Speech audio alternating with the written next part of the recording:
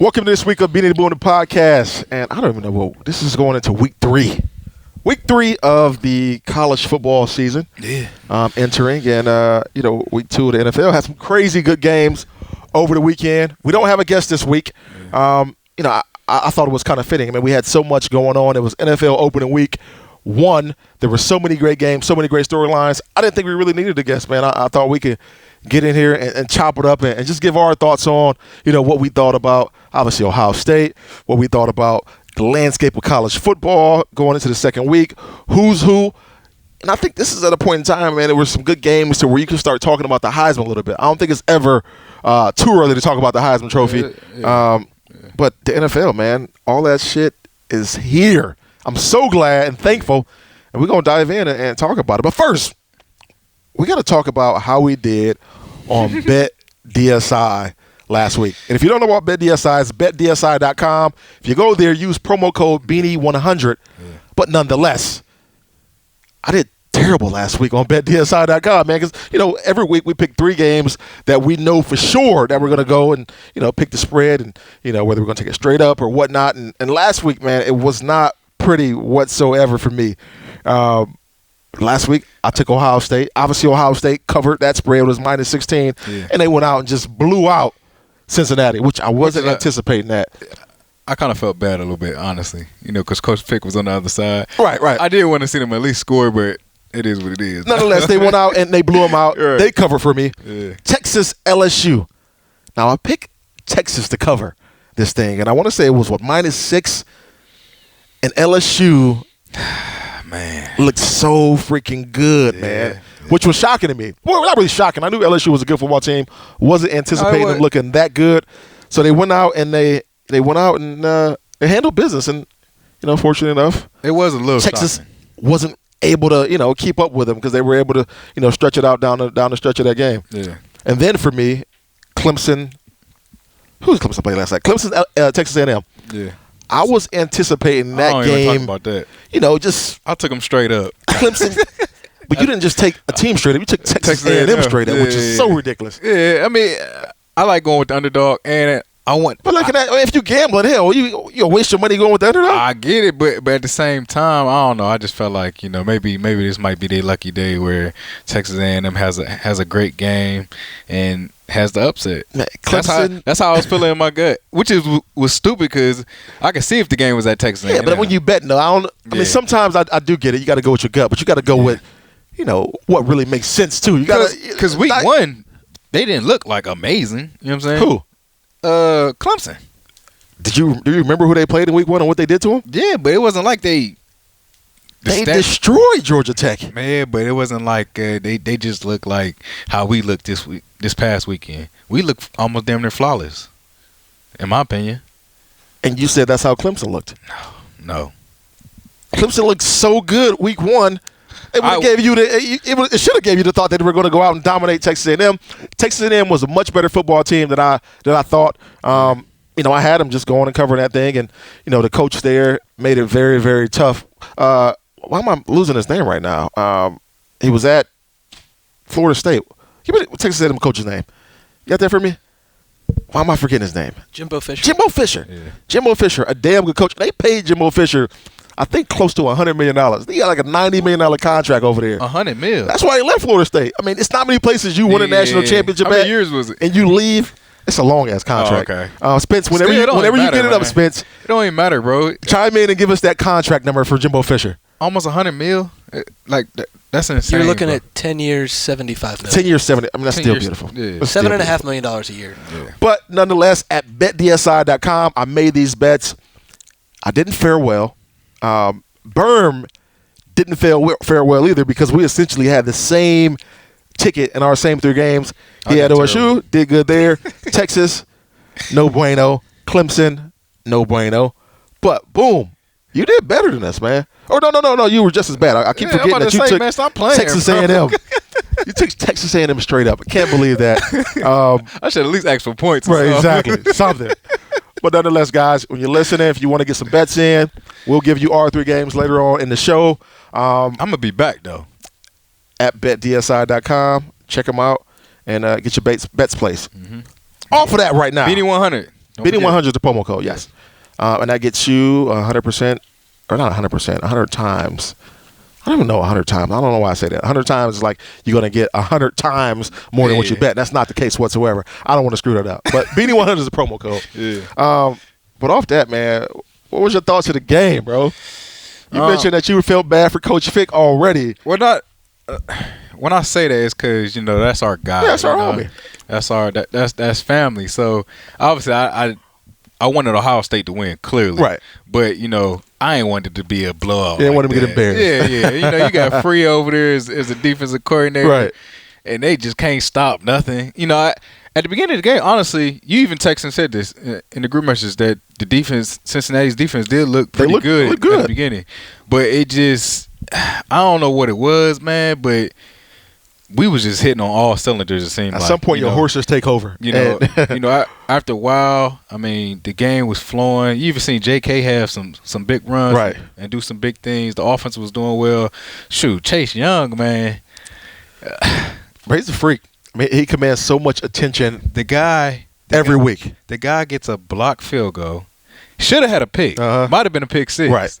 But the guy, like you say, he just a freak on the field, man. And in my opinion, I think we got better. The first week it was like, everybody was kind of thinking, obviously we won big, but we didn't look as good as we wanted to. I think that we took a step in week 2 and got better, and I'm looking forward to see what the guys do on the road. Man, what was your thoughts on Justin Fields, man? I thought Justin Fields, it was 20 or 25 for 200 and some yards, ran the ball well.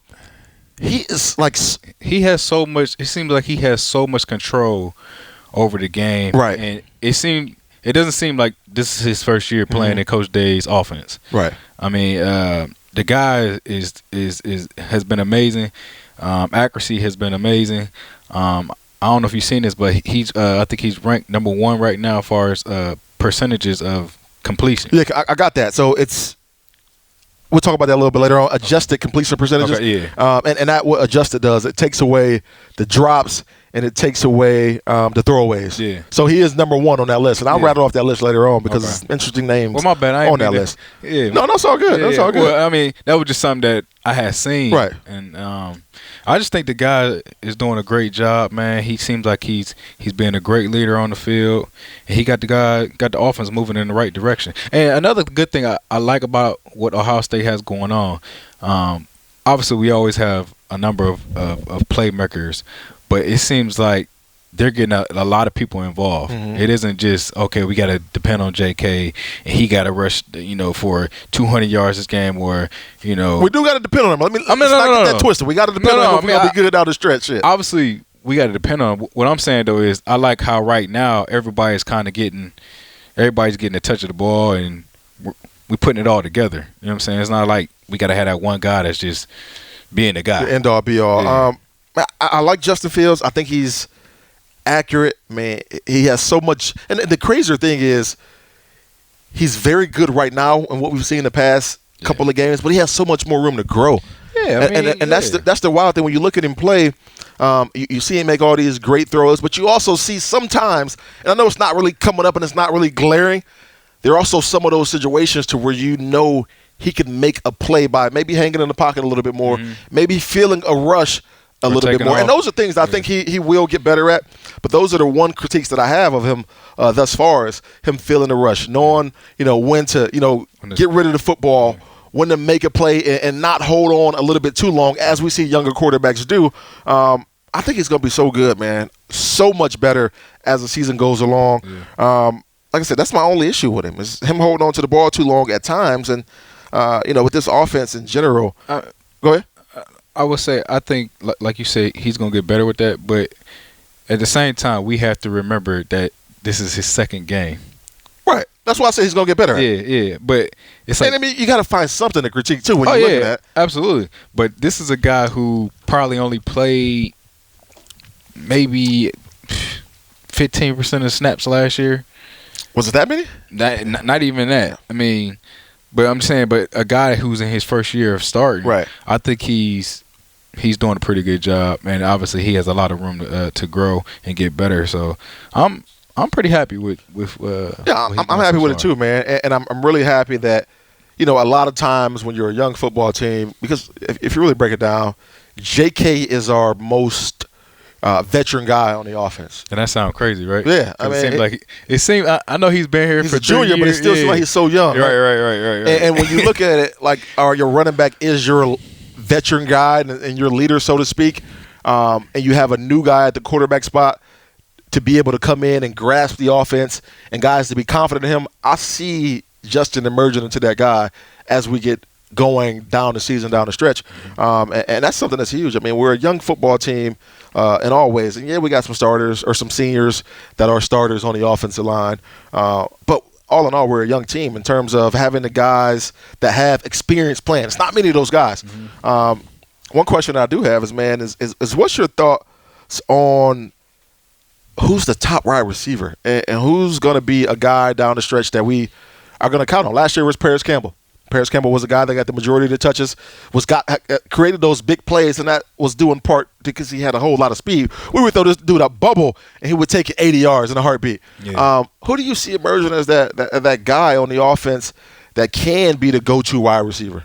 Honestly, it's really hard to say right now because, like I said, we've been getting so many guys involved, and it's not like we have seen that guy that really has just in the first 2 games took off, because we've thrown the ball, but we haven't had that one receiver that's 100 yards. But we ain't had that in a long time anyway. Yeah, right. So in my opinion, I mean, obviously, I think our main target is Benjamin. Yep. And then I would say second would probably be KJ, possibly. But I think that second spot is kind of open. It's wide open. It's like you got so many guys. I mean, you got the young guy scored his first touchdown as a freshman, which I think he's going. Wilson. Is it Wilson? Yep. I think he could be. I mean, you got Wilson, you got Olave. I mean, yeah. I think it is Victor being that number one target, that guy that when the quarterback is in a rough situation, he knows he can go to him. He's confident. You're confident that going to Benjamin Victor, he's going to make the play, he's going to make the catch, he's going to do the right thing to put the offense in the best situation. And it's important to have that wide receiver, man, that you can and go to and look at as, all right, this is our clutch guy. Yeah. He has that clutch gene. And, even with him, for so many years, it was like, okay, we've been hearing Urban Meyer talk about him. When is it going to be his time to finally take over? Yeah. And I think it's now. Yeah. He's the leader in that receiving room. You got Austin Mack, who I think a lot of people are really hoping more out of. I mean, who were we playing? Was it out in Texas? Who did we play out in Texas? Was it TCU? It was TCU game. Mm-hmm. And he's wide open, and he drops that wide open bomb that could have been a touchdown a couple of years ago. Mm-hmm. I think, was it his freshman year? Was that his freshman year, Spence? Man, it was his freshman year where we were out at TCU, and he dropped that wide open bomb. It was last year. Was it last year? It was just last year. That was Well, I last year. feel like it's been so long ago.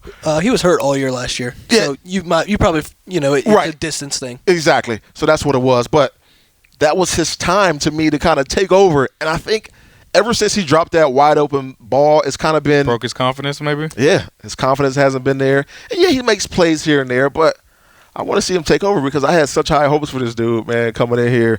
And I wanted to see him be that next All-Star, that next Ted Ginn, that next Santonio Holmes type wide receiver because I believe he has the talent to be. I think he just need to put it together top. Some big-time guys, but he damn sure got the talent. He just been banged up and injured. Man, so I would love to be able to see him kind of, take over in that mode. Your boy J.K., man, we talked about J.K. in the first game, and it wasn't pretty. I mean, I think funny. He still had like 90 yards, and I talked about my first game being the guy versus Youngstown State, and I had 46 yards. Yeah. Second game, I come out, I ball over 100 yards. J.K. balls over 100 yards. Yeah. I mean, what was your thoughts on that? I'm not going to lie. I think I texted you this again on Saturday. Beginning, I was like, come on, J.K., like, you got to get it going. Right. Man. It seemed like he was getting arm tackled and he was pressing a little bit. Yeah, he was pressing a little bit. Then I think what it was, man, it took that one run. And I think you know how this is, man. Mm-hmm. When you're playing running back and you get that one run and you get that feel and you just get your juice, I think that's what happened, man. And after that, after he got that first run, I think it was his first touchdown. What was it, like 40, 50-something yards or something like that. After that, man, My dude, it seemed like he just got his juice, and he was running more comfortable, more relaxed, a little bit more And that patient. confidence is there. I mean, Yeah. I think a lot of times too, man, we forget, because J.K. and he's not really little because he is like 220 pounds, but he's a shorter running back. So we automatically assume that he's going to be one of those guys that gets in there, makes plays, bounce around, but he's a physical running back. For him to be as small as he is, he's not one of those.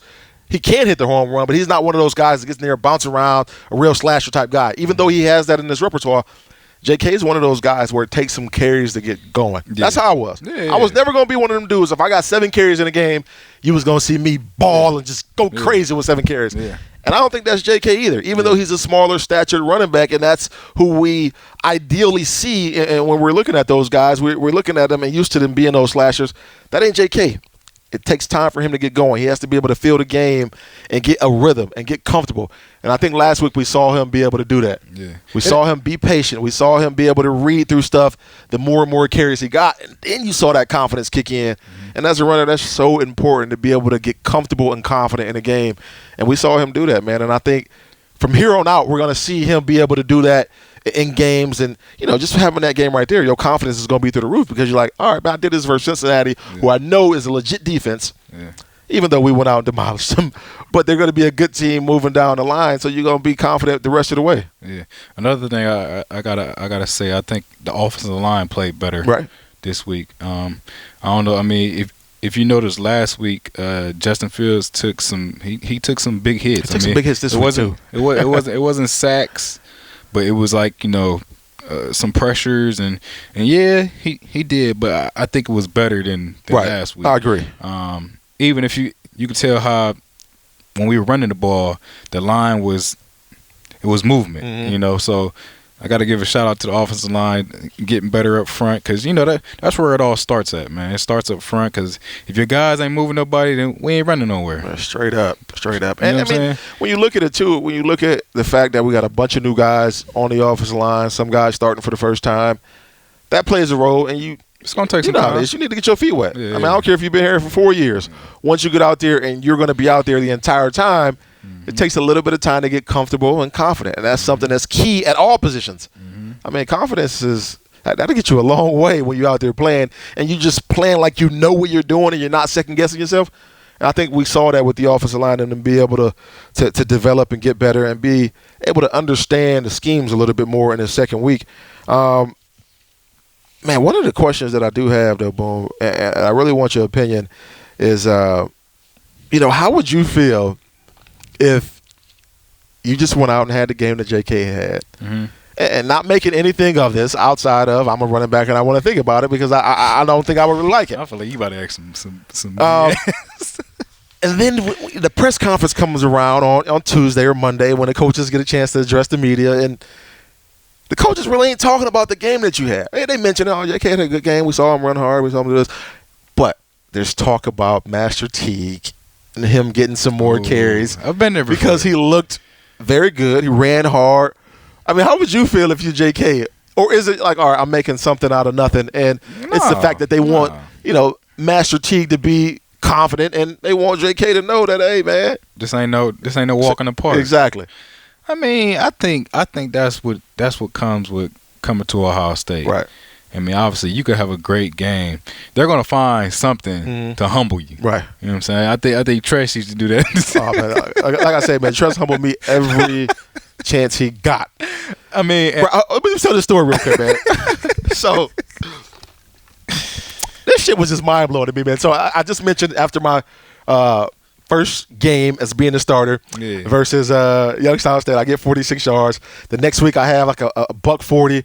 The next week, I think we go on the road and we play at Washington. I ball versus Washington. You sure did. And I can't remember who it was after the Washington game that we played that year in 2007. Spence, if you pull it up, just throw the name in there, even while I'm talking. But I think I had a decent game that week as well. You did. But for whatever reason, there was a mid. Who was it that we played? Northwestern. I had 58-7. I had a good game versus Northwestern, right? Yeah. So after the Northwestern game, you know how it was either ESPN magazine or Sports Illustrated. They always have, the running back or whoever is balling the first couple of weeks of the season on the front page of Sports Illustrated. Mm-hmm. This just happens to be was it P.J. Hill? P.J. Hill, running back at Wisconsin? Yeah. Or P.J. Hill was on the front. Tress brought me in his office, slaps the Sports Illustrated magazine out on the table, and said, "Who is that?" I said, "That's P.J. Hill." And said, "What's he doing?" I said, "He's balling. He's having a pretty good year." He said, "What are you doing?"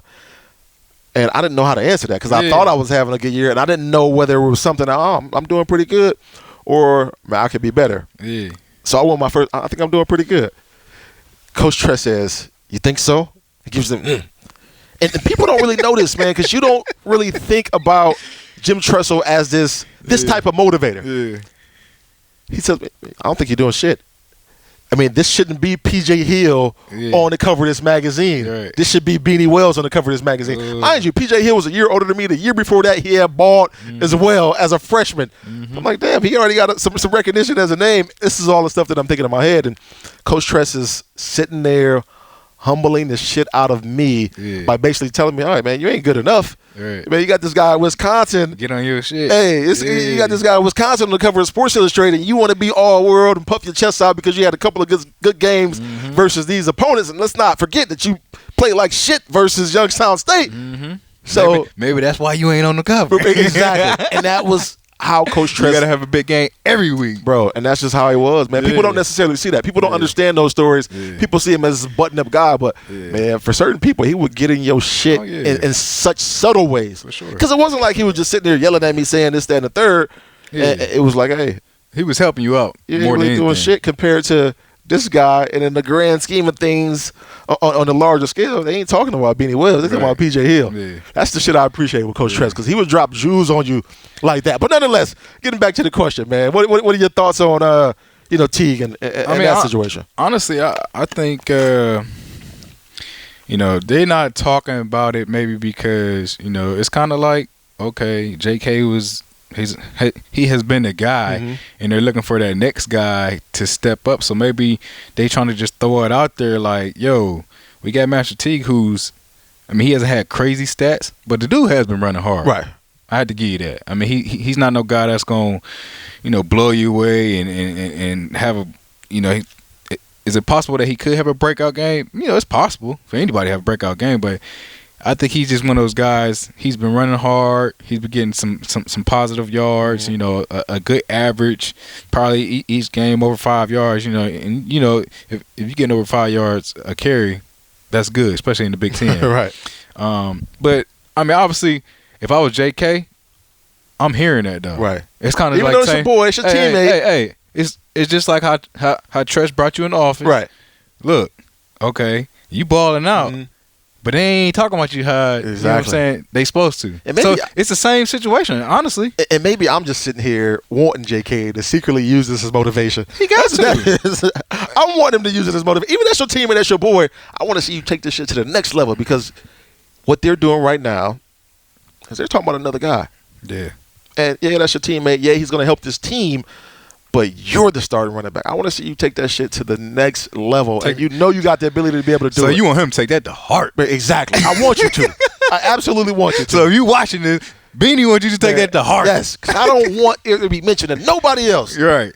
Even though I like Master Teague, I like the other running backs on his team. See, I think they'd be very good. But it's just that competitor right there in me for you.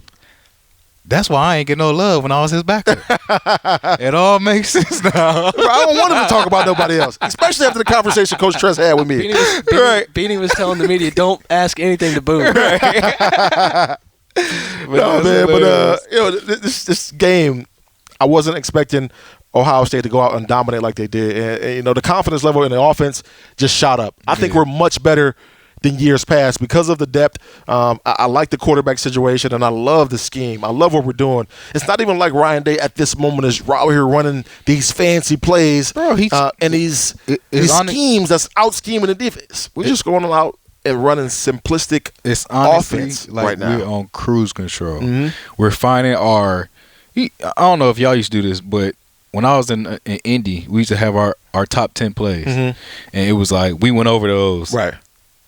the night before the game. I think they're finding their top 10 plays right now, and they want to get very good at those couple plays. Right. You know what I'm saying? And then you figure out, okay, these first couple of games, who's who? Yeah, exactly. Who's the guy I can count on? That's who's what my it is. playmakers? That's what it is. Then I'll start incorporating this offense and let it evolve a little bit more. Yeah, so people, that's how it works. You know, for a good coach and a good team, you find those couple good plays, 2 good, 3 good runs that you can get going at the offensive line. They're not overthinking. The running back, he's not overthinking.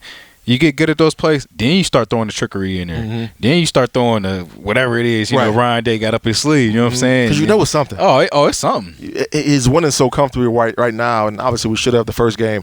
This game I anticipated it being a little bit better, and we were. Yeah. What's your thoughts on the defense, man? I was just about to say enough about the offense. Right, because we know what that looks like. Because the defense has just been the Silver Bullets is playing now. Hey, Ho said it best. Flying. I got a chip on my shoulder the size of the Golden Nugget, and they playing like it. Hey, the Silver Bullets is flying around, being led by our guy that we just been talking about, Chase Young, who is wrecking hell up front, man. I mean, the guy has, I think, 2.5, 3.5 sacks already. Right, in on 2 the year. games. Yeah. A freaking blocked field goal, which is, people don't understand how big that is for, not saying that this guy's coming off for his NFL scouting report, but if this guy comes, if he's a guy that wants to come out, if you think that an NFL team is not looking at a guy making plays on special teams, man, 100%. That just raising the bar for you, man. I mean, and the fact that he's unblockable, and I'm watching so many plays to where they send in a running back at him, they send in the offensive line at him, sending the tight end at him, sending the running back at him. I've seen plays like that to where they sent all 3 of those guys at him in one play, and he's still in the backfield. And then they're holding him and grabbing him. I don't know, man. I'm going to sit here and say this because this is what I'm seeing. I think Chase Young is a better pro prospect than Nick Bosa. I really do. I legitimately do believe that. And I'm watching it unfold right now. Obviously, you can sit here and say we played 2 teams that Ohio State should have been better than. But nonetheless, dude, I'm watching this guy be unblockable when he wants to be. He's already a better prospect. You know why? Because he's actually playing. Right, but Joey Bosa still won, number 2 overall? Exactly. Play the entire year? Yeah. But my thing is, you know, this guy, he's out there, he's playing, he's being a part of the not taking no knock at Bosa, but I'm just saying, you know, he's gonna get more. People gonna respect him more because he's actually out here doing it. Right. You know, he's not just going off. But you understand the circumstances with Bosa. Yeah, I understand. I mean, if that was the case, I mean, Chase had a pretty good year last year. He did. You know what I'm saying? So I mean, now he's a junior. He's a captain. He's a leader, and shoot, he putting it on tape now. Right. You know. And that's the biggest thing. Exactly. I mean, people want to see it. It's all fine and dandy when people, you know, say, "Oh, he has the potential to do this and that," but they want to see it. We're watching it with him. Who's a guy on the defensive side of the ball outside of Chase that you're looking at like, all right, man, this guy could be very good for us? And then who's a question mark on the defense too, man? We got to be honest here. We can't just keep it all, you know, praise and glory. Give me the guy outside of Chase that you think is very good, and then, all right, man, he may be a little suspect. I know another guy that's good is how you say that, Fuller? Is that his name? Yeah. Number 4. I think he's a guy that's he's all over the field. He's a baller. And he had question marks last year too, man. There was some question marks about his play at times. He's stepping up. He's stepping up to the plate now. And how much of that you think has to do with scheme with a lot of these guys? Bro, I think with the new coaches, I think a lot of this has a lot to do with the coach. Obviously, a player could be a great athlete and a great player. But if he's not in the right position and not put in the right place, then he could be made look. I mean, you could look at him and make him look bad. Right. You know what I'm saying? So you put these guys in the right plays where they're playing fast and they can make plays, then they can show their talent. Right. You know, so I think that, you know, the new coaches have done a great job of getting these guys. Obviously, it's only the second game of the year. Right. But from last year from last year to this year, if you go back and watch our first 2 games last year, you go watch our first two games from this year, you're gonna see a big difference. Right. You know, I think they playing excellent. So I like Malik Harrison and I like Baron Browning. I mean, those two dudes can like move all over the field and are wrecking havoc. And this is a solid linebacking core that we got. A very solid linebacking core that we have. And we could not say that last year. No, we couldn't. As a whole. And I think a lot of that had to do with the scheme, obviously, that we were playing and that man-to-man, and you pitting guys and behind the eight ball because you're not pitting them in the best situation that fits their talents. But one of the question marks that I do have, like I said, I mean, we got to call a spade a spade. We got to be honest. One of the question marks that I do have, especially for this week, when we are taking the talent level up a little bit and we are playing a better football team, is going to be with Tough Borland. We're going to see a team that runs a spread, that spreads it out, has a running quarterback, guy that can pull it down and run it, a guy that can pass all over the field, and they're going to want to spread the ball over.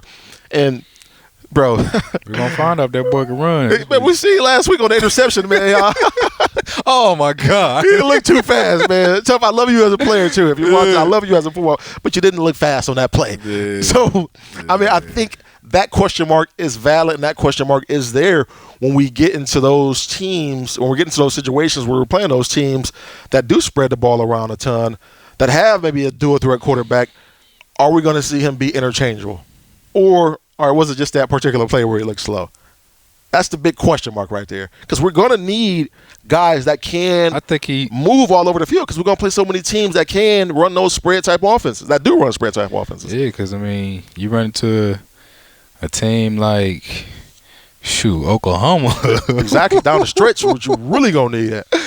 Jesus Christ, man. They moving at a different speed right now. But more to say, we're going to find out, man. I mean, only time will tell. I mean, obviously, we know last year he was dealing with the Achilles. I don't think he should have played last year, but it was impressive that he came back and did play. Yeah, so hopefully now,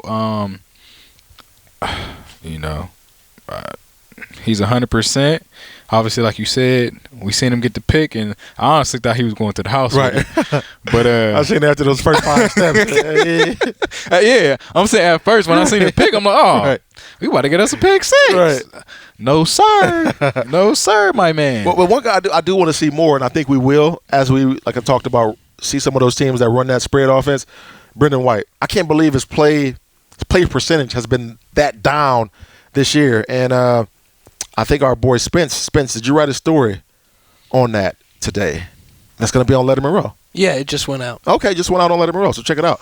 Our boy Spence dropping jewels about his thoughts on that bullet position and his thoughts on some of the guys on defense, particularly Brendan White, and how his play may ramp up as we get the season rolling a little bit more and playing some of those teams. But he's going to be critical to our team's success. I mean, I thought last year when we brought him in, he brought a different spark to the defense. Oh, man, the secondary was – I mean, they played completely different when he got out there, and we're going to need him down the stretch. Right. And maybe it's in Greg Madison's plans to figure out, okay, who am I going to need in these situations? And now I'm not going to just throw guys out there. I'm going to do scheme specific when I'm game planning for certain teams to get these guys the best, put them in the best situation that's going to best suit their talents. And I like and respect that. Well, overall, man, after these first couple of games, confidence level moving the rest of the way. Yeah. So how you feel about us? Well, I'm asking your confidence level. Oh, yeah. You asking me? Yeah. What's your confidence level moving the rest of the way? Oh, it's very confident. Right. I mean, I think like college football playoff confident. You thought that at the beginning of the year anyway. Yeah. I think that we could, which is I don't like that how they dropped us to 6. I mean, which is it's posed on me. Yeah. I know it don't mean anything, but still, like. Come on, bro. That means something to you. Yeah, I mean, and I'm sure it means something to them too when you're looking at rankings. Because you got to think at the end of the day, if this was closer to the end of the year, that's critical, bro. Right. That's very, very critical. But you gotta look at the college football playoff, and they don't even start ranking until when? I mean, week 8 or something that's like that? That's why I say if it was towards the end, it'd be critical. But I feel confident, man. I still feel like we will go undefeated this year. I still feel like we will run through the Big Ten, even though Wisconsin look goddamn good. They look strong. Wisconsin, Penn State. Michigan State's always going to give it. I mean, we got some teams. I mean, Indiana, I don't think it's going to be a cakewalk because every year. No. Especially going there. Yeah, exactly. Every year we go there is always tough. And another thing is, how I hope we're past this. But we always had that underdog, underdog that just comes and Purdue just, of last year, man. You know, it was Purdue when I was in school. Obviously, I know you never lost to Purdue, and we lost to another big team.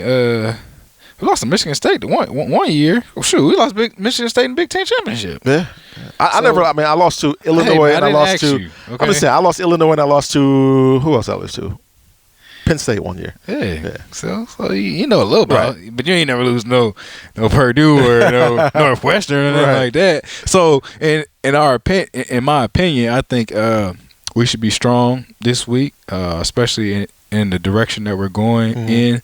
And this is one of those games where you want to see us keep elevating. Right. You don't want to see us hit that wall.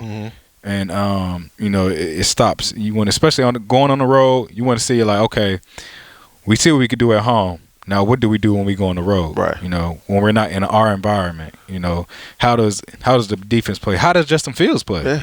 You know, I love what Coach Madison said, man. He said this is a time where you figure out who's who because you're going in a dark alley, and you're just going in there with your guys. I mean, and, hey, we got to come out of this dark alley, and it's 100 people. There's only a couple of us, man. And if you know anything about Indiana, man, that stadium is not. It's nicer now, but back then, I never had a chance to play there.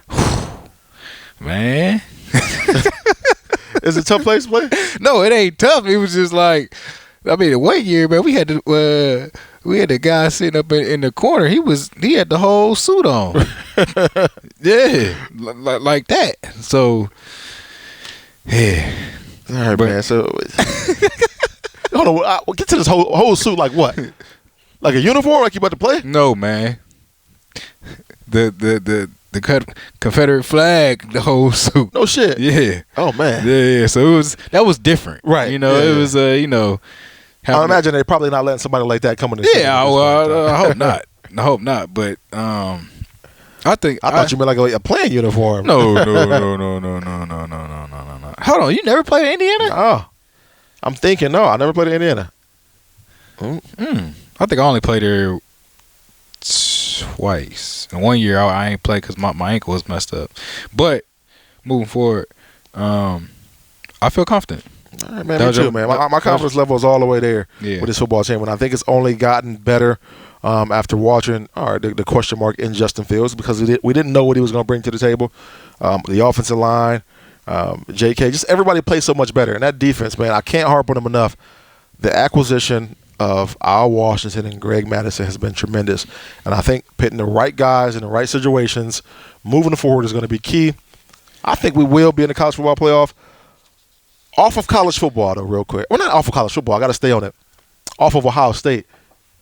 Can I say off of Ohio State when I'm ready to bring up? I got a bunch of question marks to my damn self right here. But Joey Burrow. Yeah, I was about to say, you got to bring that up. How would Ohio State look if Joey Burrow was the quarterback? That would be a huge – I mean, would we be any better? We got Justin Fields now. I mean – would Joey Burrow have developed into what he is right now if he would have stayed at Ohio State? Because we know he wouldn't have had the opportunity to play. He would have been behind Dwayne Haskins. I think, honestly, he's doing some great things. I mean, he's front runner for the Heisman right now after last week. He's doing some great things at LSU. He got that team rolling. But who knows what would have happened if he would have stayed here? Right. You know. What we even have Justin Fields? We honestly, you don't know because what if he didn't fit in the system that we're trying to run here at Ohio State? Which is he probably could because Ryan Day he's kind of like LeBron. He gets the best out of players. So you know you kind of whatever you put in front of him, he's gonna figure out what he does well, right? And he's gonna use that to the advantage. I love about him too. Yeah, he's gonna use that to the advantage. But honestly, I think it can go any way. If he was still here, I think he probably would be doing maybe what he was doing at LSU. And that's just crazy to really think about, man. Because, I mean, you got to think about it like this, man. I mean, we never know because – Right. I mean, we're never going to know the answer to the question. But, I mean, it's like you got to pose it because when you got somebody who did transfer, who was at one point in time slated to be your starter. I mean, I think a lot of people thought he was probably going to be ahead of Dwayne at some point. when they were both on the roster. And then he goes to a school like LSU. Last year, he does all right. But now he goes there and he looks 10 times better than he did last year. And let's not forget, his offensive coordinator was the guy that was coaching Drew Brees. Yeah. So that helps in addition as well.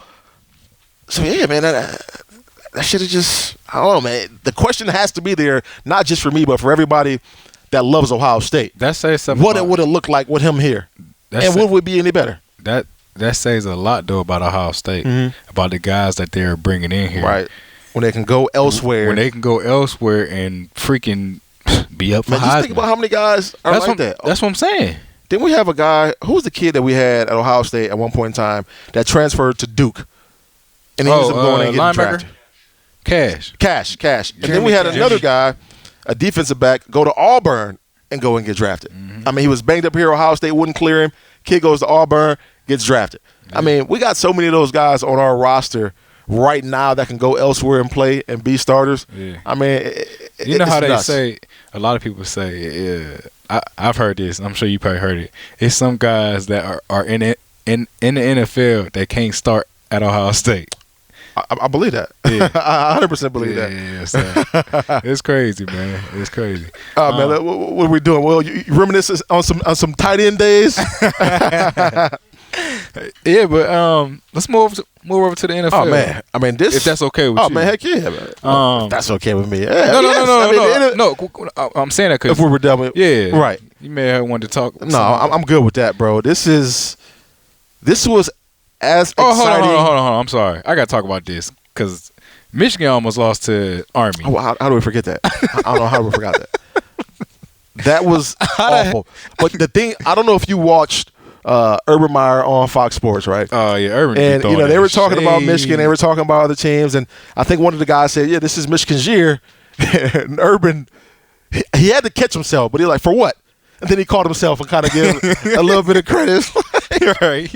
Like, Michigan's year for what? What are they going to do? Right. But, I mean, I love him on Fox Sports, man. bro. He be clowning, don't he? And the thing is, man, he's so much more himself, it seemed like. Exactly. And personable. And now you can see his character a little bit now opposed to him being on the sideline and, being around to where it's almost like, I don't know if I can talk to this dude. Yeah, but back to Michigan, man. They didn't look good. They didn't look good at all. I mean, just a simple fact that you got to go double overtime against. And no knock on Army, because those are those wishbone offenses are it's tough to play. Urban Meyer said it. He said, I would always tell people when whoever was scheduling our games, when I was at Ohio State, when I was at Florida, you better be careful scheduling Georgia Tech, Navy, and Army because of the offenses that they run. We struggled with Navy the one year. Obviously, we pulled away towards the end, but the beginning, I mean, I think the first half we might have only been up by like 3 points or something like that. Tough to defend, man. Yeah, I mean, and then just seeing, that team up north, struggle with them, and you see all this hype. You see all the media talking about how there it is, it's their year, and when you from Ohio State, man, honestly, you just kind of get tired of that shit for real, because it's like, bro, y'all was saying this last year, y'all was saying it was their year to beat us. They came here and got mopped the floor with them boys. So it's like, after watching them struggle against Army, like, what's next? Like, what else? I don't know, man. That's one of those games that you may have to give them a little bit for because it is tough. They're tough to defend. Nonetheless, I mean, hear that. But with a team like Michigan, you would expect them to go out and win. But it is the second game of the year. They play Army.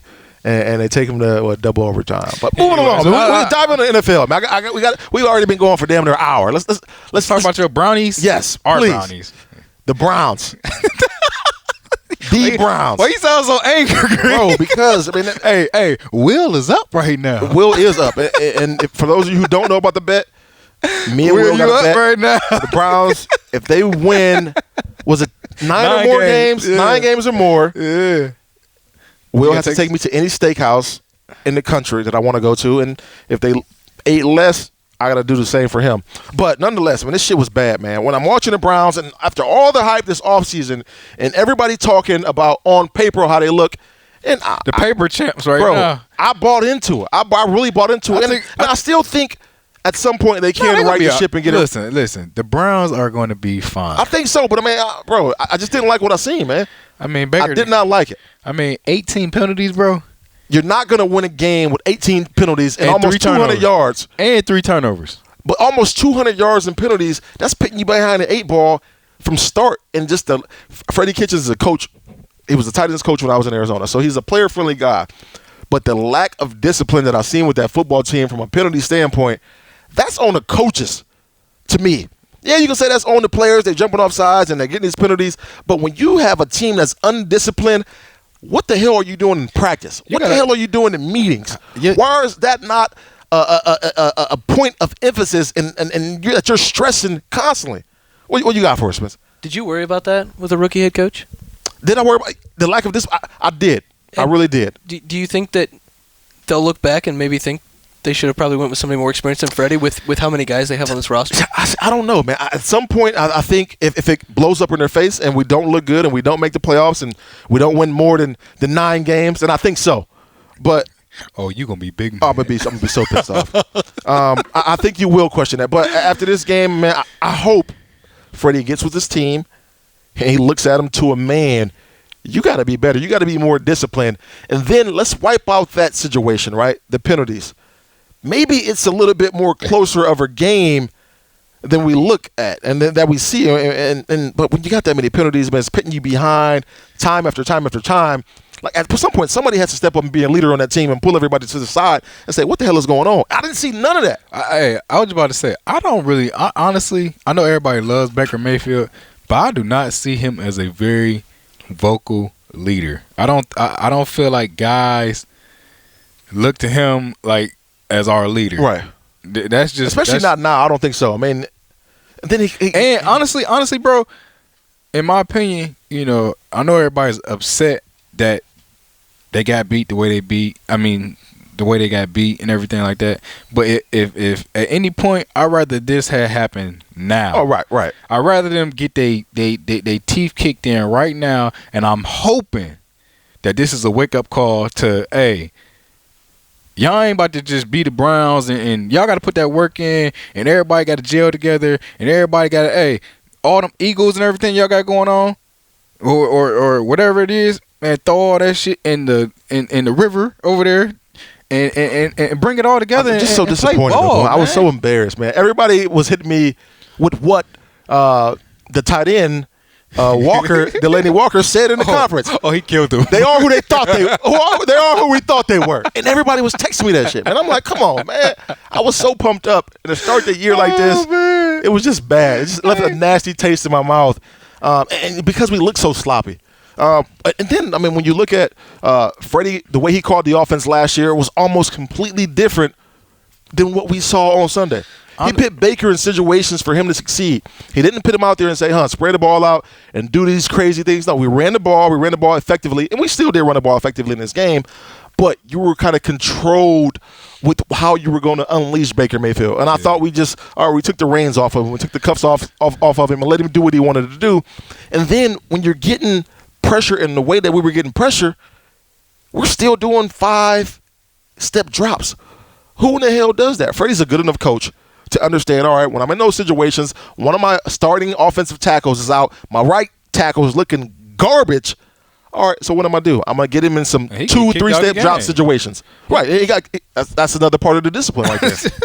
But from a schematic standpoint, when that's going on, you understand, all right, I'm getting a lot of pressure. 2- and 3-step drop every play. Or, all right, cool, I'm getting a shotgun and I'm still doing a 2- or 3-step drop or 1-step drop. I'm getting the ball out quick. And in those situations, the Browns weren't doing that. We're still doing 5-step drop. We're still going through the entire progression, which you can't do that. What do you got for me? How many weeks until John Dorsey regrets trading Kevin Zeitler for Olivier Vernon? Oh, man. Vernon provides, get on that. He provides a good pass rush, but what is a pass rush if you can't block for your quarterback? And that's one of the things that was kind of disappointing. Yeah, everybody was excited about Vernon, coming and being a part of this, but you got a young quarterback. The last time we had a quarterback in which we drafted number 1 overall was Tim Couch. Am I right? Right there. You know what happened? Tim Couch wasn't as bad as everybody thought he was. Actually, he just never had nobody to protect him. Mm-hmm. You can't draft a quarterback number one and make him your guy and not put pieces in place to protect him and then trade away good pieces when you do got him. It's like Andrew Luck. Exactly. We can't do that, man. So I was disappointed. Talk about that defense in a number bro. of things. When the defense, the defense, they play good in spurts, but what do you want them to do when they on the field so much? They gas. Defense was tired, man. So that's Derrick. Was it Derrick Henry? Bro.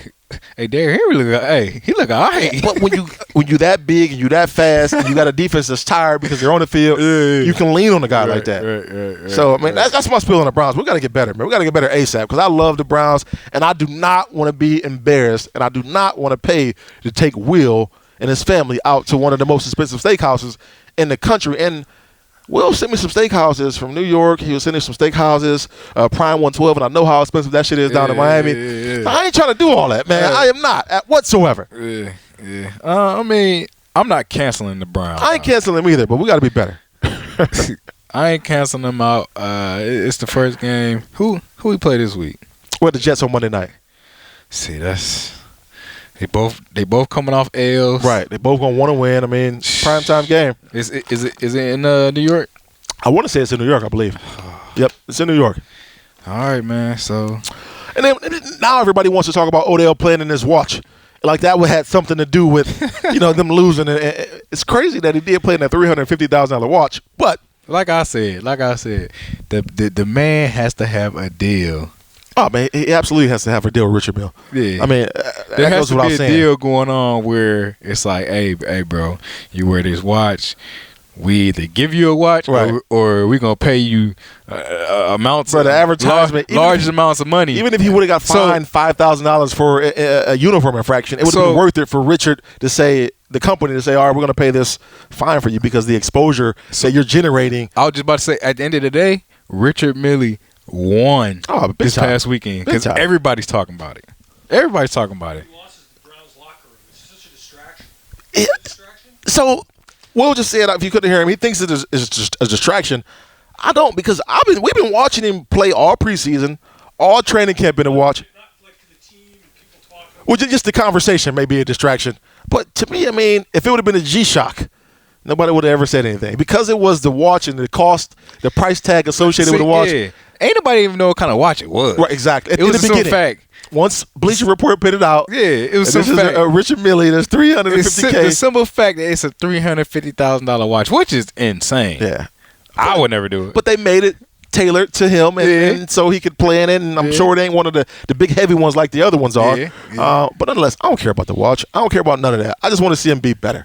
Yeah. I do, man. But moving along in the NFL, man, the game of the week to me was on Monday night. Oh, boy, that was a game. Bro, watching. That was some NFL football right there. Drew Brees and the Houston Texans go at it. That junk was amazing to me, man. To have a game like that on Monday night, honestly, that's what you want in the NFL right there. Honestly, you ain't even have to watch the whole game. I mean, obviously, you could have just watched the last 3 minutes of the game. Right. And you'd have been like, dang, that was a good game. You know what I'm saying? Bro, but Drew Brees and him not even taking a bunch of crazy shots downfield, him just dunking his way. Alvin Kamara is balling. Yeah. And then, the comeback king, the comeback and slant king, in my opinion, is Michael Thomas. He going to catch that thing. He going to break you off. Mike going to get him 9-10 catches every week. Every week. And then watching Ted, who, in my opinion, man, he's gotten better the longer he's played in the league. Yeah. And that's crazy to think about because most guys, you see him diminish. Ted has gotten better. I think it's the fact that he's with Drew Brees, but he's become a more complete receiver because of the opportunities he's been given, the different teams that he's been with later in his career. And, having a guy like that is clutch. But then on the other side, watching Whitney Merciless, who is my young pup from Akron, watching him ball on the defensive side of the ball. J.J. Watt, that storyline, and watching him at times get shackled up by the offensive line for I think the Saints. I mean, there were so many crazy storylines in that game, and to watch it go toe-to-toe like that, bro. And just to be able to watch a game with so many Buckeyes playing on one field was crazy. Mm-hmm. I think you got 6 or 7 on the Saints. And we got Bradley Roby over there on Texas. Yeah. Well, that's what I was about to bring up. Then you got Bradley and Carlos Hyde. Yeah. Oh, I forgot about Los, who looked good. Yeah, 80. I think he had 80-something yards. That was a perfect trade for them to make with Kansas City. Yeah. I mean, he gets traded from the Browns, goes to Kansas the City Jaguars last year, and now he's with Kansas City. I mean, that was – and Kansas City makes that trade to Houston perfect because they were starting running back one down to Miller. So that perfect 1-2 combo that you have with Duke Johnson. I like that combo. And you're in a situation where ain't nobody about to stack no box. Because he gets You got Deshaun Watson. Here, pull that thing down. And so Los is one of those dudes that can grind up in there and eat you up in what he was doing in that game. Yeah. But the thing is, you got to think, man, the Texans' offense overall is a complete offense. Bro, we just watched in that game 2 teams who will be making runs in the playoffs. And those teams both will win their divisions. Oh, yeah, for sure. Without questioning me. Sure. The teams both will win their divisions. And they'll probably match up in the NFC Championship. It's No. I can't say NFC Championship because I know Houston's in the they're with the Colts in that division, which is AFC. So I'm tripping. Yeah. But, I mean, they could potentially match up in the Super Bowl. Yeah. They're that good. And that would be a hell of a football game. And when I watched that game, though, last night, and I'm watching those two go back at it, and I watched Deshaun Watson, bro. 2 plays. With 40-something. It was like 60 seconds at that point in time. No. It was 53 seconds left. That was left when they got the ball to Drew Brees, right? No, it was 39 seconds when Drew Brees got the ball. You're right. You're absolutely. That's why I said all you had to watch was the last 3 minutes. Drop that bomb to Kenny Stills, who they just got over there, man, and them force that thing, and I'm like, oh man.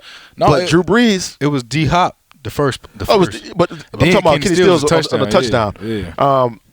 But watching that, bro, it was just magnificent. Like that is the stuff that makes me a fan of football. When you watch guys like that who are the big names and they deliver in every sense of the word. Every big name player on that football field delivered. Every one of them. And I love that, man. That's what the NFL is all about. That's what I love, man. But who else were some of the games that you were ecstatic to see, and some of the players that went out and had crazy? It was a lot of crazy play games. I tell you, one team I think is the sleeper. I think I was telling you before, but the Baltimore Ravens.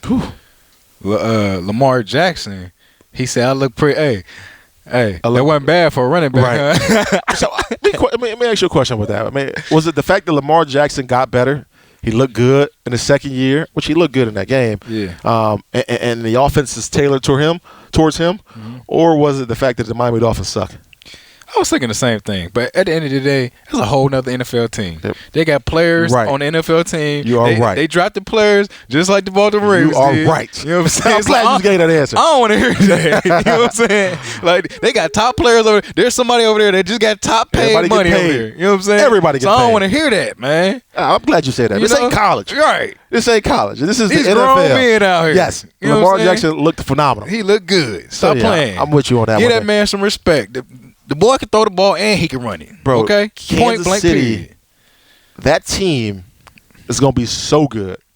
I mean, with the acquisition of LaShawn McCoy, which I think eliminates them having to have a 1-2 punch because they don't need Kareem Hunt because that's LaShawn McCoy.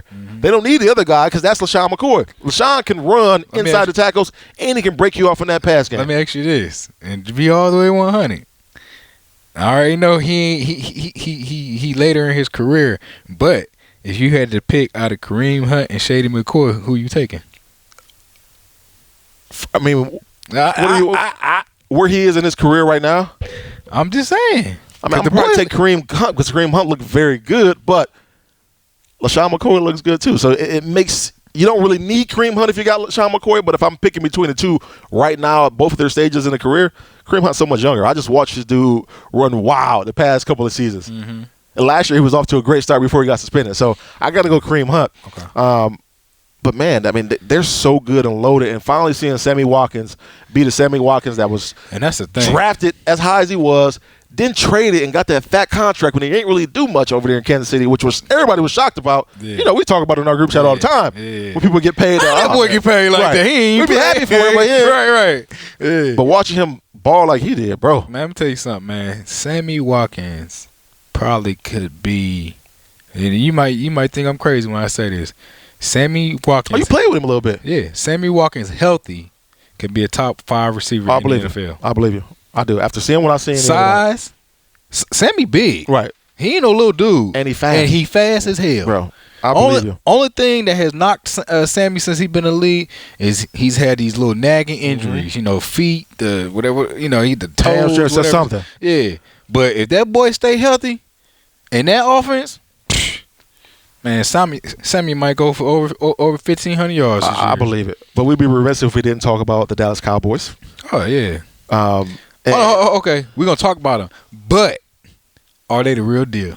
Are they the real deal, Holyfield? Or I think it's a little bit too early to tell because I think New York is a terrible football team, bro. awful? On the defensive side, like you said, they're in the NFL too, but the New York Giants are not very good. Saquon Barkley's a beast. Oh, He's must-watch TV anytime he's playing. a man amongst boys. But as a whole, on the defense, they are awful. I can't name you one starting player on.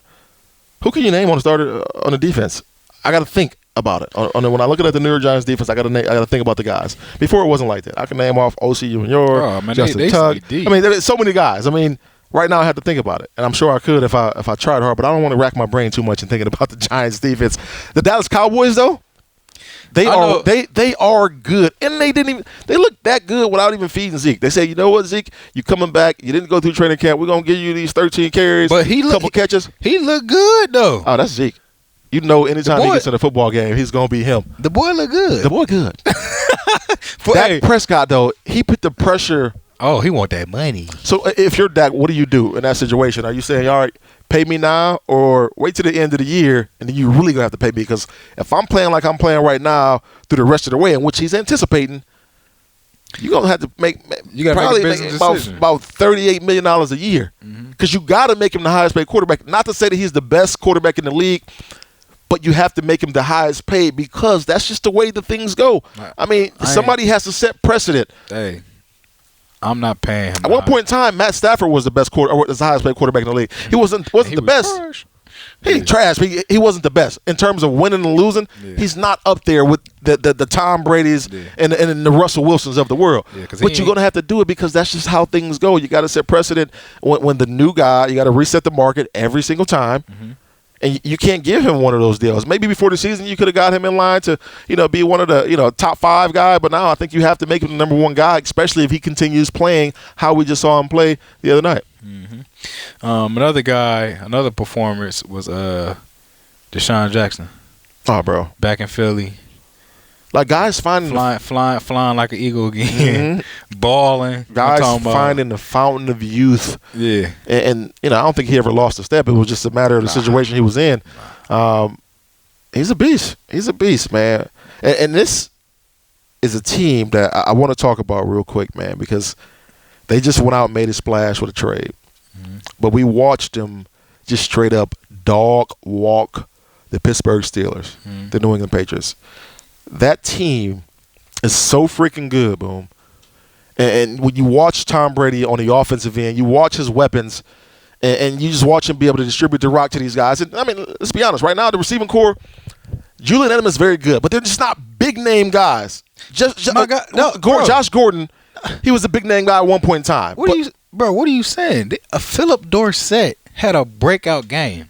Yeah, but I'm saying Philip Dorsett isn't like one of those. That's what I'm Big saying. name guy. That's what I'm saying. Like the Patriots find a way for a guy who he might be under the radar. They put that boy in the slot. He gonna go for 200. And when I mean big name guys, I'm talking about like top 5 at your position guys. He's not a Josh Gore. He's not no Antonio And Josh Brown. Gordon, I mean, he's no longer top 5 at his position. He's very good, but he's no longer top 5 at his position. You go back, you look at the top 5 receivers: Antonio Brown, DeAndre Hopkins, Julio Jones, Odell Beckham Jr., and then you can, for that other spot, you can put in Michael Thomas. You can put in somebody else there outside of the guys we're talking about now. Well, honestly, we don't know that until the year's over. Well, we already know because we're going based off of last year and based off previous years. All right, we'll do that. But what I'm getting at is now they're in a situation to where they look so good on the offense, they look so good on the defense. Who can beat them? Who can beat them? And then you go out and add the number 1 wide receiver in the game. Who knows if he's going to play? If he does play, He gonna play. what is that shit going to look like? It's like, bro, they're back to the Super Bowl. It's like an instant cheat code with the New England Patriots. And now I think you're going to get the most out of AB if he does play, because it's going to be like, all right, AB, you seen what we just did. We don't need you. So all the extra antics that you may bring off we don't need that shit. So if you either fall the line or you fall out, because we don't need you. You just saw us. And and in my opinion, that you speak about Antonio Brown, like you said, if he gets the chance to play, which is I think he will get the chance to play, I think that he will, with him going to the New England Patriots, they will get him together, where all that extra stuff that you usually see him doing, Right.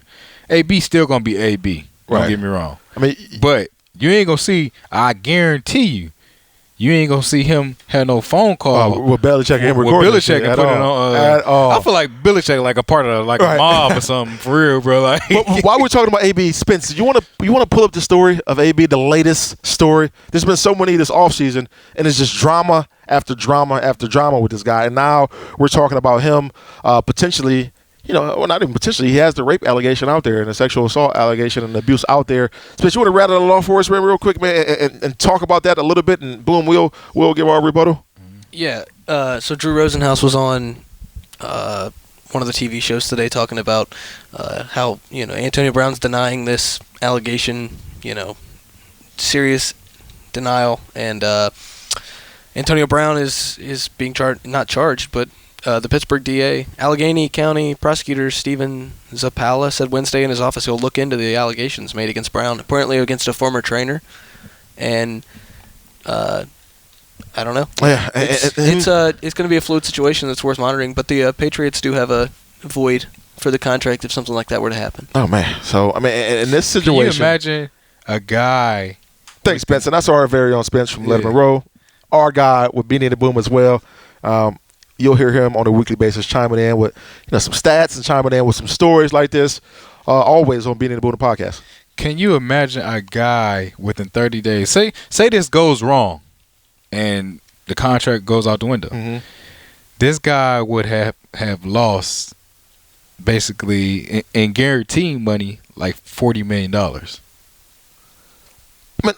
I guess all in all, when you adding them all up, but he would only got one for one team. But I mean, No. I'm saying because he already lost Right, we lost that. Okay, 30 from Oakland, and if he comes back and lose, was it 9 guaranteed? it's 9 guaranteed. 9 guaranteed. Potentially up to 15 15 for the contract. But if he's, if this contract gets void, that means it's serious. He's losing more than money. Right, I mean, he's, that's endorsements. I mean, his reputation is already pretty much shot, but now with this, So to give my opinion on it, I mean, just after hearing about it, kind of reading up on it a little bit, it's from. We've heard many cases like this where guys get in a situation where a woman comes out and says that a player has raped them, that is very, very serious. It's very serious, and we don't condone that. right, whatsoever. Here at Beanie and The Boom, we don't condone that at all. Lettermen Row, we don't condone that at all. But for a young lady to come out and say that she was raped by Antonio Brown, if you read into the story, it 17 and 18 were the years, right? yeah, it just don't add up to me, in my Right. opinion. I mean, the question marks are going to be there. Yeah, the question marks are definitely there, but it's like, why all of a sudden, if you was gonna bring that out, why you ain't bring it out when he signed $30 million? That's the question, man. You know what I'm saying? That's the scary part too in these situations, and the tough part is. And it's almost like, okay, is she getting paid on the side from Ben from Big Ben and stuff? Right, I know, but it definitely makes you think, like, why hadn't she come out sooner? And I was reading something online. I can't remember where I was reading it, that somebody with the Oakland Raiders wanted to force this issue in getting brought to the light based off of what just transpired with them. But nonetheless, I mean, that question is there. Why hasn't this thing went to a criminal court? Yeah, but they're not even doing that. Why does it skip over criminal and go directly to civil? Yeah. Like, you want dollars and cents, and you don't want this guy prosecuted and put in jail. Right. And then why does it take us so long? So those are all the questions that are going to be there. I mean, it's so tough. I mean, it's dicey. And anytime you have that allegation there associated with somebody, you obviously want to pay close attention and monitor it, but you want to do your due diligence and getting the best information that you possibly can. Yeah. That way you don't make the wrong decision. And then I just question what the league is going to do in this situation. We saw before the league in these times suspend guys until they got all the information and gathered everything that they possibly can. Mm-hmm. So is this going to be a situation where they suspend him? Or are they going to let him play? I mean, it's so much up in the air at this point. Honestly, with just a little bit of information that they have, you got to let the man play. Because it's not enough, right? It's not enough. Right. It's what's the word they always use? Until you prove guilty, like right? Innocent until proved guilty. We know that's not the case in a lot of situations. So it's like, man, come on, bro. Whoever, I honestly feel like this is almost like Antonio Brown situation. It's like I think his whole situation from the Raiders going to the Patriots, I think it was the inside deal. So you think somebody else put it out? I mean, somebody forced the girl to put it out there to cause more headache, right? More because it's almost like he's going to a too much perfect system where it's like he's going to be successful here. Right. He's going to win here. We don't want to see that. He's winning. He's made the NFL. He's winning too much. Yeah. He's winning too much. So we got to really knock him with something, bro. Man, so we're gonna go to his trainer. We're gonna ask him. Now I know y'all was close. Now right. You sure he ain't touch you a certain way or do something a certain way? I think it's I think it's a whole bunch of baloney, bruh. I mean, it's too soon. Not enough information really come out and say that.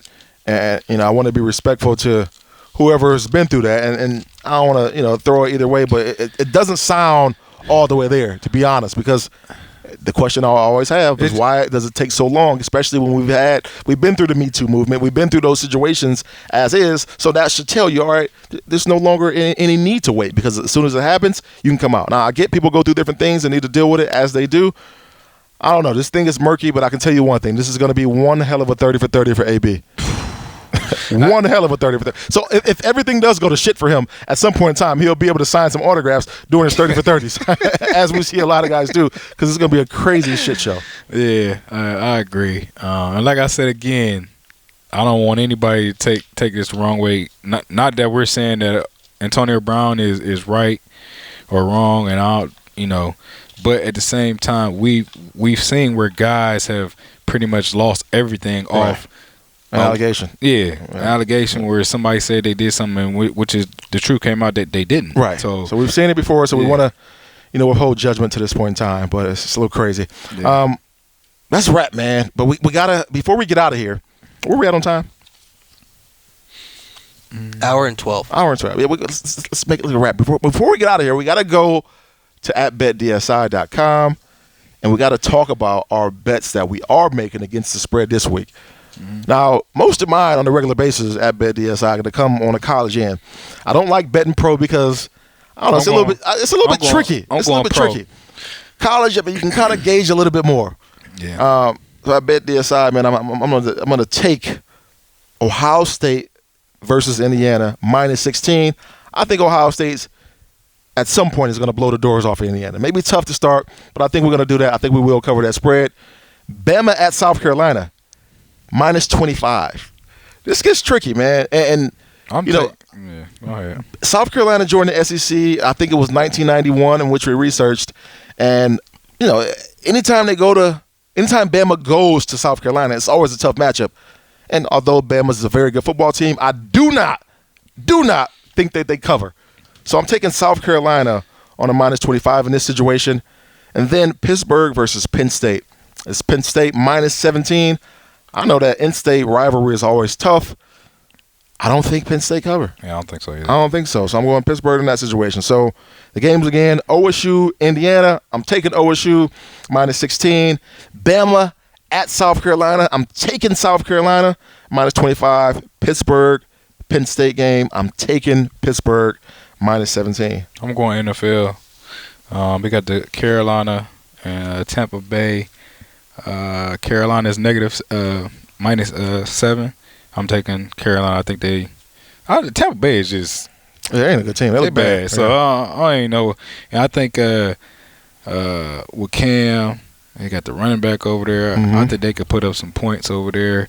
The next game I'm taking is the Dolphins and the Patriots. Is -19. I just feel like the Dolphins are in a bad place right now. But -19, this is the NFL still, bro. I don't care. All right. Tom Brady, the way they're You said showing that Lamar they just Jackson put do up. it. Tom Brady definitely gonna do it. Huh? Exactly. That's just my opinion. Man, that happened you gotta fire the head coach if that happened 2 weeks in a row like that. It's gonna happen 2 weeks in a row.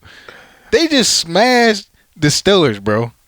Yeah, but still, man. Like you said, they get paid $2 over there. I get what you're saying. All right. What was your other one? Cowboys, Redskins. You got Dallas minus 4.5 points. I think Dallas can cover that. All right, I man. mean, All right. I think the Redskins are a little bit behind right now. Right. I think Dallas is moving in a good direction, and The Redskins better play Adrian Peterson this week, though. I mean, that was ridiculous. They ran for 18 yards starting Darius Geis, and y'all didn't even dress AP. he ain't dressed. He didn't dress. He did not dress. So you know what? This is a Hall of Fame running back that didn't dress and ran for 1,000 yards for the team last year. And he didn't dress. Who the heck? Come on. Who the heck else dressed then? They had Thomas and they had Geis, and then they had the other special teams guy, which is the dumbest thing in the world. Well, There's no way. You know who their head coach is? Yeah, I mean, it's a Gruden guy.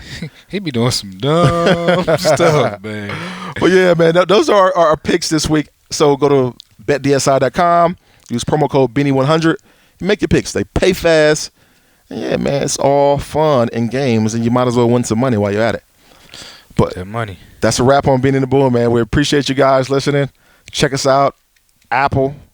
I don't know why I say Apple everything, iTunes. man. Well, check us out on everything, man. Yeah. It's going into week 3. So yeah, week 3 of Week college 3 of football, college football. week 2 of the NFL. Yeah. That's a wrap.